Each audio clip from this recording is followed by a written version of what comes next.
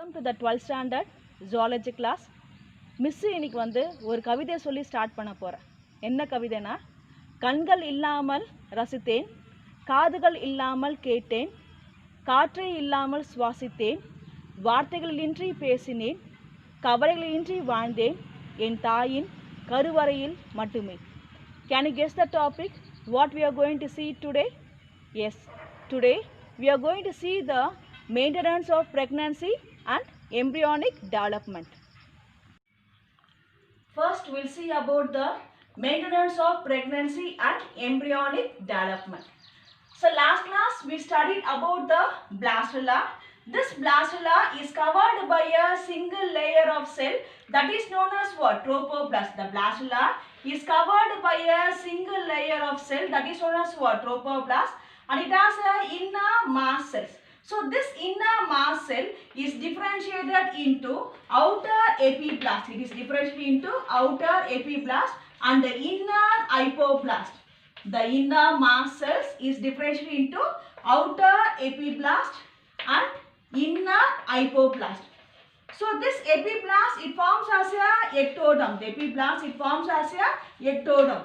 This hypoblast, it forms as a endoderm. It forms as a endoderm.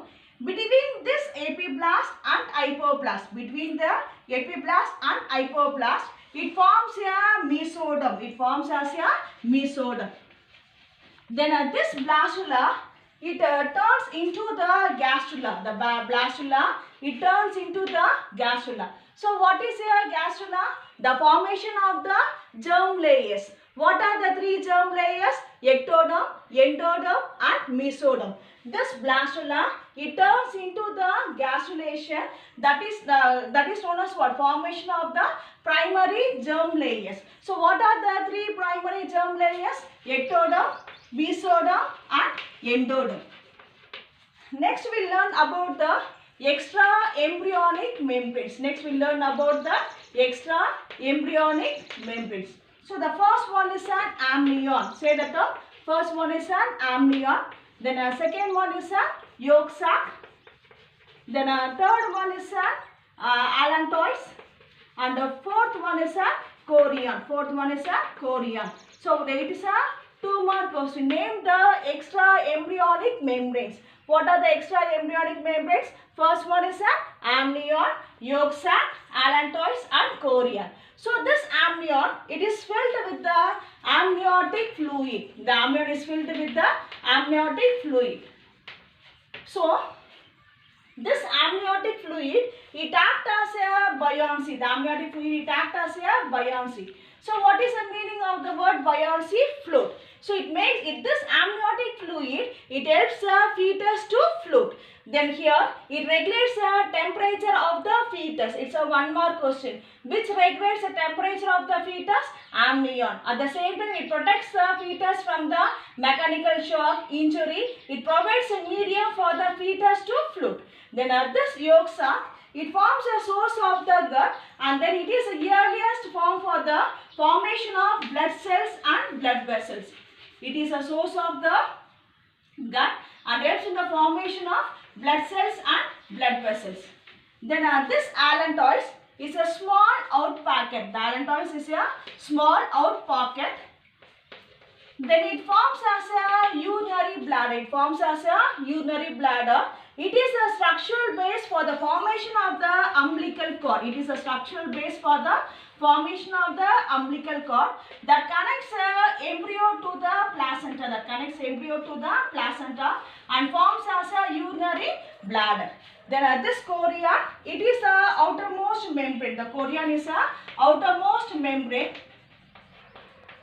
It encloses all other membranes as well as the fetus. It encloses the embryo and all other extra embryonic membranes. What are they? Amnion, yolk sac and allantois. So the chorion, it is the outermost membrane. It encloses the embryo as well as the other embryonic membranes and forms as a placenta. This chorion forms as a placenta. Is it clear? So the blastula, it is covered by a single layer of cell. It is known as what? Trophoblast. and it has inner mast cells. This inner mast cells divided into epiblast and hypoblast. Epi always stands for what? Outer. So it forms a ectoderm, and hypo is a endoderm or the inner membrane. So in between this epiblast and hypoblast, it forms as a mesoderm. Then this blastula, it turns into the gastrula. It turns into the gastrula with the formation of the three primary germ layers, that is ectoderm, endoderm and mesoderm. Then next we'll learn about the extra embryonic membranes. What are the extra embryonic membranes? Amnion, yolk sac, allantois and chorion. So this amnion is filled with the amniotic fluid. It makes the fetus to float. It protects the embryo from the mechanical shock, desiccation. So what is a desiccation? Removal of the moisture. Then this yolk sac, it forms a source of the gut, and it forms aids in the formation of blood cells and blood vessel. This allantois, it forms a small out pocket at the caudal end of the yolk sac, and it acts as a urinary bladder. It is a structural base for the umbilical cord that connects the embryo to the placenta. Then chorion is the outermost membrane. It encloses the embryo and all other embryonic membranes, amnion, yolk sac and allantois. It forms as a placenta. So this trophoblast, what is a trophoblast?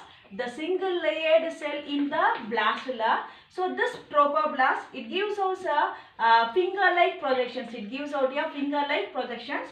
These finger-like projections are known as what? Chorionic villi. It is known as what? Chorionic villi. The trophoblast in the blastula gives out the finger-like projections. These finger-like projections are known as what? Chorionic villi. So this chorionic villi, it carries the fetus blood. It carries the fetus blood, which is surrounded by the maternal blood.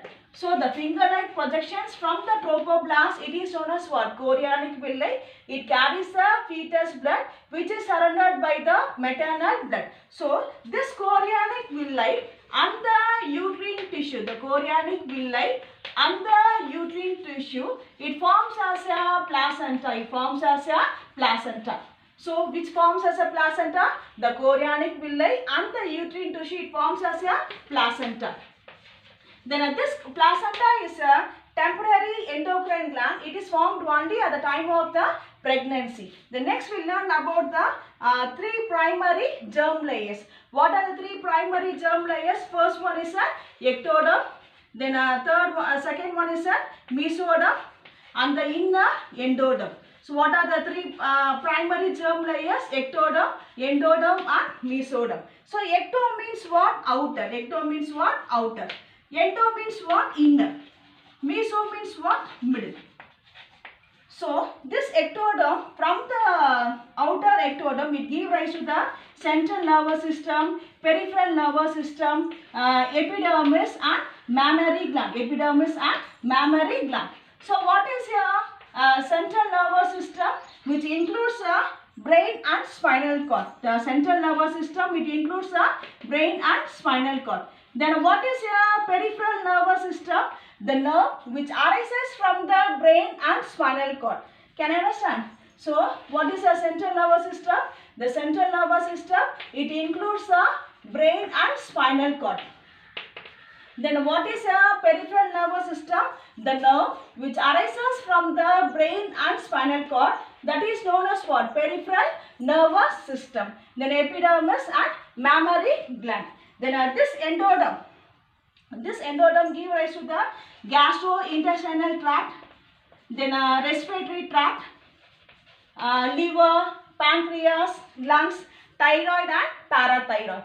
Then this mesoderm, it gives rise to the connective tissues, cartilage, bone, muscles and gastrointestinal tract. So here this ectoderm gives rise to the central nervous system, peripheral nervous system, epidermis and mammary gland. This endoderm gives rise to the gastrointestinal tract, then a respiratory tract, liver, lungs, pancreas, thyroid and parathyroid. This mesoderm gives rise to the connective tissue, cartilage, bone and muscles. It's a very important 1 mark question. The ectoderm gives rise to the central nervous system, peripheral nervous system, What is a peripheral nervous system? The nerve which arises from the brain and spinal cord.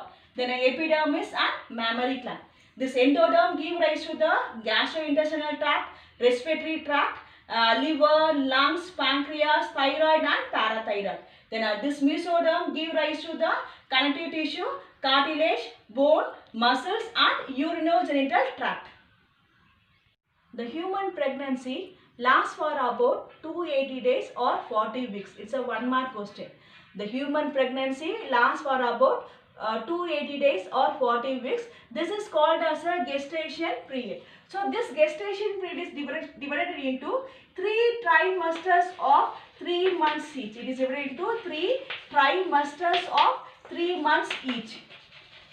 So that is in the first trimester. In the first trimester, so what happens? Here there is a formation of the organogenesis. So what is an organogenesis?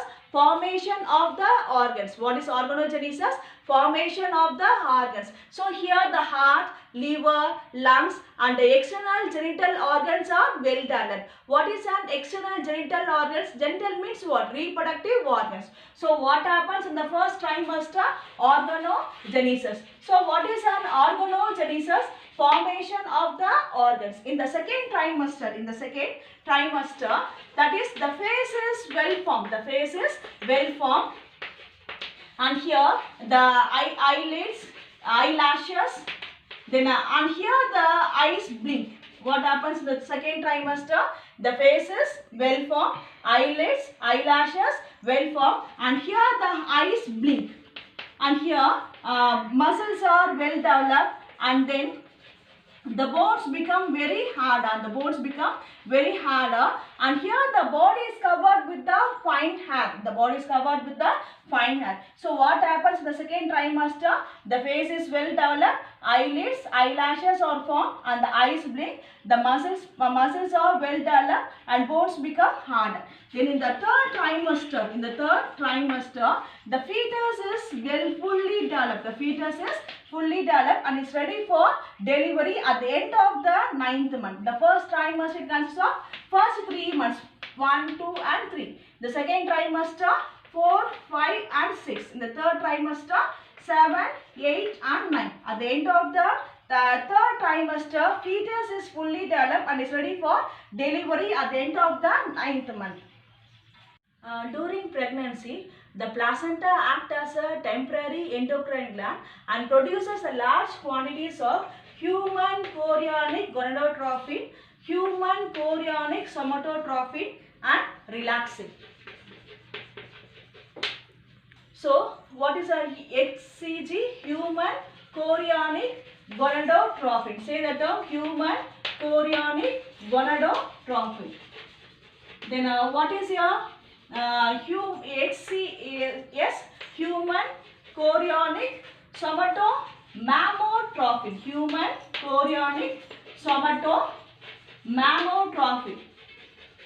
So these hormones are produced by the placenta. This human chorionic somatotrophin, it is otherwise known as a human placental lactogen. It is otherwise known as what? Human placental lactogen. So what are the hormones produced by the placenta? First one is a human chorionic gonadotrophin, human chorionic somatomamotrophin or human placental lactogen and relaxin. All these hormones are produced by the placenta at the time of pregnancy only. Then this relaxin, it helps in the relaxation of the pelvic ligaments. And helps in the patriation. So what is a patriation? The expulsion of the fetus from the uterus. What is a patriation? The expulsion of the fetus from the mother's womb or else from the uterus. That is known as what? Patriation. So this relaxin is a hormone produced by the placenta and then it helps in the relaxation of the pelvic ligaments and at the time of the patriation. So what is a patriation? The removal or expulsion of the fetus from the uterus, that is known as what? Patriation. Then this hormones, that is human chorionic gonadotropin, human chorionic somatotropin, then relaxin, all these hormones are produced at the time of the pregnancy as well as the estrogen and progesterone. So O is silent, you have to say it as a estrogen and progesterone. Then this in the maternal blood, estrogen, then progesterone, cortisol, estrogen, progesterone, cortisol, then prolactin, thyroxine, all these hormones are increases in the maternal blood to support the fetus growth. So name the hormones which supports the fetus growth: estrogen, progesterone, cortisol, prolactin and thyroxine. So these hormones are increases in the maternal blood to support the fetus growth. So see here, it's very important. Two more questions. Name the hormones secreted by the placenta. What are they? First one is a human chorionic gonadotropin, human chorionic somatomamotropin. Otherwise it is known as what? Human placental lactogen and relaxin. So this relaxin helps in the relaxation of the pelvic ligaments at the time of the parturition. So what are the hormones which supports the fetus growth? Estrogen, progesterone, cortisol, prolactin and thyroxine. So next we'll see about the parturition. So what is a parturition? The expulsion of fetus from the uterus. The expulsion of fetus from the uterus or giving birth to the baby, that is called as a parturition. Then what is a labor? The series of events that takes place in the uterus to expel the infant from the uterus. கர்ப்பப்பையிலிருந்து அந்த fetus வெளியில அனுப்புறதுக்கு பேர் என்ன? Labor. The next we are going to learn about the Braxton-Hicks contraction. Say the term Braxton-Hicks contraction. So throughout the pregnancy, there is a series of changes that takes place in the uterus and it results in the strong contraction of the uterus. That is known as what? Braxton-Hicks contraction. It leads to the false labor. So what is a Braxton-Hicks contraction? Throughout the pregnancy, there is a series of changes that takes place in the uterus which results in the strong contraction of the uterus. This strong contraction of the uterus, that is known as what? Braxton-Hicks contraction. It leads to the false labor. Then a Ferguson reflex or fetal ejection reflex. Ferguson reflex or the fetal ejection reflex. See here what happens. So there is a increase of the estrogen. There is an increase in the concentration of the estrogen hormone. So this estrogen hormone, it results in the powerful uterine contraction. That is, it makes a uterus to contract. At the same time, there is a molding of the fetus takes place. Molding of the fetus takes place. At the same time, it results in the downward movement of the fetus in the uterus. That is a downward movement of the fetus. So here at the time of the delivery, there is an increase in the estrogen concentration.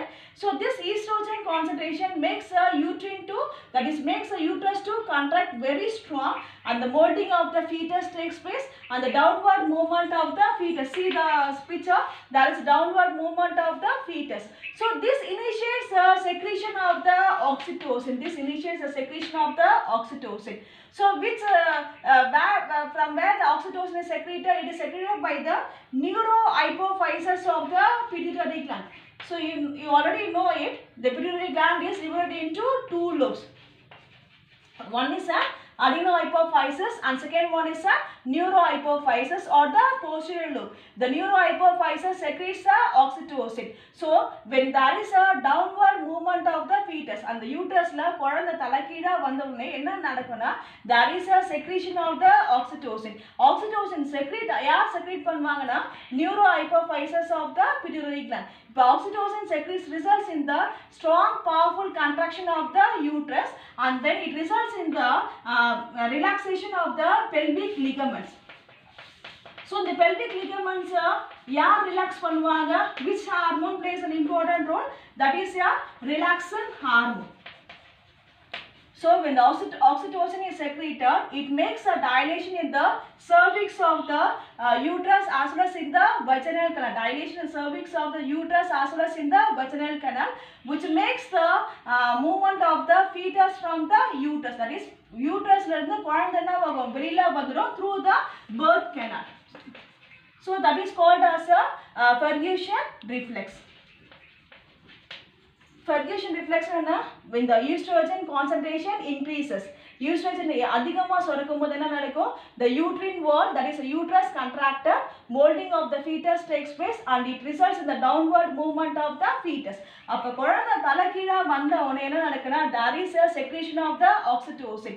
So this oxytocin, it makes the dilation of the cervix of the vagina as well as in the cervix of the uterus, that it makes the fetus to come outside from the uterus. That is, it results in the expulsion of the fetus from the uterus. It results that is through the neurohumoral reflex or the Ferguson reflex. So which it takes place with the help of the hormone that is known as what? Relaxin. The main function of the relaxin to relax the pelvic ligaments. Now to relax the pelvic joints, it results in the childbirth. So next we will see about the relaxin. So this relaxin is a hormone secreted by the placenta. It is also found in the corpus luteum, which helps in the relaxation of the pelvic ligaments and dilation of the cervix of the uterus and helps in the childbirth. Then this afterbirth. So what is afterbirth? It's a 2-mark question. The placenta along with the remains of the umbilical cord. The placenta along with the remains of the umbilical cord, that is called as a afterbirth. So what is afterbirth? The placenta along with the remains of the umbilical cord, that is known as what? Afterbirth, is removed after the delivery. Then what is a lactation? That is a production of the milk by the mammary gland. Production of the milk by the mammary gland, that is called as a lactation. So this lactation, it is due to the increase in the concentration of the estrogen, then progesterone. Progesterone is a pregnancy hormone. So the estrogen, progesterone, and then the adenohypophysis. What is adenohypophysis? The anterior lobe of the pituitary gland. The anterior lobe of the pituitary gland. It stimulates the prolactin releasing factors. It stimulates the prolactin releasing factors to stimulate the prolactins, to stimulate the prolactin to secrete the milk. So what is a relaxin? Helps in the dilation of the cervix and the relaxation of the pelvic ligaments. So here when it is happens here, so the amnion ruptures. The amnion ruptures, the amniotic fluid flows out through the vagina followed by the fetus. Is it clear? So the relaxin is a hormone secreted by the placenta found in the corpus luteum. It helps in the relaxation of the pelvic bones, pelvic joints or pelvic ligaments, and then it helps in the dilation of the cervix of the uterus, and then the amnion ruptures, the amniotic fluid flows out through the vagina followed by the fetus. Then what is afterbirth? The placenta along with the remains of the umbilical cord, that is called as a afterbirth. Then what is a lactation? Lactation is a production of the milk by the mammary gland. The increase in the concentration of estrogen, progesterone, it is stimulated by the adenohypophysis of the pituitary gland. It stimulates the prolactin releasing factors to stimulate the prolactin to secrete the milk. Then next we'll learn about the let down reflex. It's a 3-mark question. What is a let down reflex? So after the delivery, the oxytocin, it plays a very important role. The oxytocin plays a very important role in the ejection of the milk by the mammary gland. That is in the alveoli of the mammary gland. Here, after the delivery, the uterus contracts and bring back to the original size of the uterus. Is it clear? After the delivery, the uterus contracts and it bring back to the original size of the pre-original size of the uterus, that is called as what? Let down reflex. So first we'll see about the colostrum. So this colostrum is a secretion of the yellowish fluid by the mammary gland after the initial few days after the delivery. It is the first milk secreted by the mammary gland after the delivery, that is called as a colostrum. So this colostrum, it is rich in vitamin A, and then minerals, then it contains less lactose, then there is no fat, and it is easily digestible. Then it protects the infant digestive tract against a bacterial infection. So what is the first uses? First one, it contains a less lactose, there is no fat, it contains vitamin A, minerals, easily digestible. It protects the infant's digestive tract against a bacterial infection, and it contains immunoglobulin A antibodies. It's a one mark question. It contains immunoglobulin A antibodies. The next we'll see about the cesarean. When normal vaginal delivery is not possible, it may be the reasons through the nature of the placenta or by the position of the baby. So here there is a surgical incision in the abdomen of the woman or else with the uterus, that is called as a cesarean or the C-section or the abdominal delivery. So what is a cesarean? When normal vaginal delivery is not possible, the reason may be it may be the position of the baby or by the nature of the placenta. Here there is a surgical incision in the abdomen of the woman and the uterus, that is called as a abdominal delivery or cesarean or the C-section. The next we'll see about the azoospermia. A always stands for what? Absence. So when there is a failure of the spermatogenesis, what is the spermatogenesis? Formation of the sperm. When there is no production of the sperm, that is known as what? Azoospermia, failure of the spermatogenesis. The next term is a prostatitis. Say the term prostatitis. That is an enlargement of the prostate gland. The enlargement of the prostate gland, that is known as what? Prostatitis. Then archidectomy. Say the term archidectomy. Azoospermia, prostatitis, enlargement of the prostate gland. Then archidectomy, that is a surgical removal of the testis. The surgical removal of the testis, that is known as what? Archidectomy. So this class, we just recall it, what we will learn. First one is an embryonic development. The inner mass cells differentiate into epiblast and the hypoblast. Remaining in between forms as a mesoderm. Then extraembryonic membranes, allantoins, amnion, chorion and yolk sac. Then three trimesters. In the first trimester, organogenesis. In the second trimester, phase is well formed. In the third trimester, the fetus is fully developed for the delivery. Then placental hormones, human chorionic gonadotropin, human chorionic somatomammotrophine and relaxin. Then patrician, the expulsion of fetus from the uterus, that is called as a patrician. Then production of milk by the mammary gland, that is called as a lactation.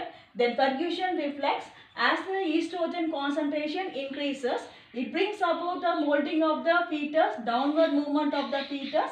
As a result, it stimulates the secretion of the oxytocin. It results in the strong contraction of the uterus. It results in the childbirth. Then a let-down reflex. After the delivery, the uterus contracts to bring back the original size of it. That is called as a let-down reflex. இந்த class ஒரு சின்ன கவிதை சொல்லி முடிக்கணும்னு நினைக்கிறேன். 100 எலும்புகள் உடையும் அளவு மரண வலி பிரசவ அறையில் தாங்கிய தாயார் தன் பிள்ளையின் ஒரு துளி கண்ணீரை தாங்க முடிவதில்லை. Thank you children.